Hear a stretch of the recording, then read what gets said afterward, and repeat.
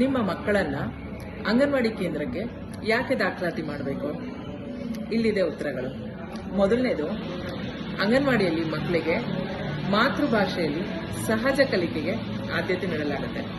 ಎರಡನೇದು, ಈಗಿನ ಧಾವಂತದ ಬದುಕಿನಲ್ಲಿ ಅಪ್ಪ ಅಮ್ಮ ಇಬ್ರು ಕೂಡ ಸಾಮಾನ್ಯವಾಗಿ ದುಡಿಯೋಕೆ ಹೊರಗಡೆ ಹೋಗ್ತಾರೆ.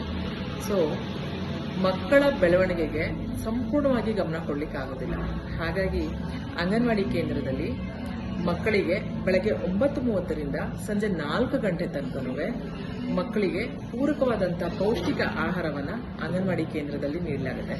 ಜೊತೆಗೆ ಮಕ್ಕಳಿಗೆ ಅವರ ಬ್ರೈನ್ ಡೆವಲಪ್ಮೆಂಟ್ಗೆ ಮಧ್ಯಾಹ್ನದೊತ್ತು ನಿದ್ದೆ ಮಾಡೋದು ಬಹಳ ಮುಖ್ಯ. ಸೊ ಹಾಗಾಗಿ ಅಂಗನವಾಡಿ ಮಕ್ಕಳಿಗೆ ಮಧ್ಯಾಹ್ನದೊತ್ತು ನಿದ್ದೆ ಮಾಡಲಿಕ್ಕೆ ಅಂಗನವಾಡಿಯಲ್ಲಿ ಪೂರಕವಾದಂಥ ವಾತಾವರಣವನ್ನು ಕಲ್ಪಿಸಿಕೊಳ್ಳಲಾಗುತ್ತೆ. ಹಾಗೆ ತಿಂಗಳಿಗೆ ಒಂದ್ಸಾರಿ ಮಕ್ಕಳ ತೂಕ ಮತ್ತೆ ಎತ್ತರವನ್ನು ಕಂಡುಹಿಡಿದು ಅವರ ಬೆಳವಣಿಗೆಯ ಮೇಲ್ವಿಚಾರಣೆಯನ್ನು ಮಾಡಲಾಗುತ್ತೆ.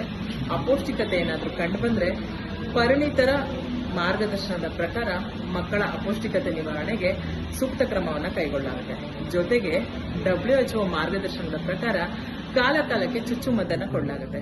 ಅದರ ಜೊತೆಗೆ ಪರಿಣಿತ ಸರ್ಕಾರಿ ವೈದ್ಯರಿಂದ ಮಕ್ಕಳಿಗೆ ಆರೋಗ್ಯ ತಪಾಸಣೆ ಆಗುತ್ತೆ.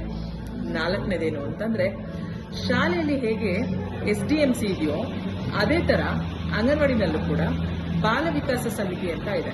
ಸೊ ಈ ಬಾಲ ವಿಕಾಸ ಸಮಿತಿಯಲ್ಲಿ ಸ್ಥಳೀಯ ಗ್ರಾಮ ಪಂಚಾಯತಿಯ ಸದಸ್ಯರಾಗಿರ್ತಾರೆ.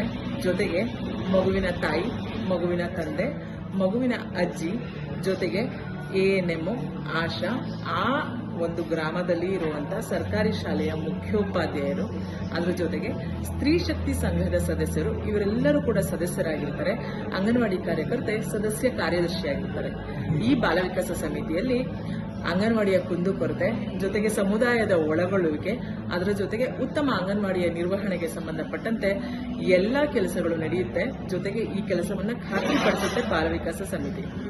ಅದರ ಜೊತೆಗೆ ಅಂಗನವಾಡಿಯಲ್ಲಿ ಎಲ್ಲ ಮಕ್ಕಳಿಗೂ, ಬಡವರ ಮಕ್ಕಳಾಗಲಿ ಶ್ರೀಮಂತರ ಮಕ್ಕಳಾಗಲಿ ಯಾವುದೇ ಜಾತಿಯ ಮಕ್ಕಳಾಗಲಿ ಎಲ್ಲ ಮಕ್ಕಳಿಗೂ ಸಮಾನವಾಗಿ ಉಚಿತವಾಗಿ ಶಿಕ್ಷಣ, ಉಚಿತವಾಗಿ ಆರೋಗ್ಯ ಸೇವೆ, ಉಚಿತವಾಗಿ ಪೌಷ್ಟಿಕತೆ ಇವೆಲ್ಲವನ್ನು ಕೊಟ್ಟು ಖಾತ್ರಿಪಡಿಸಲಾಗುತ್ತೆ.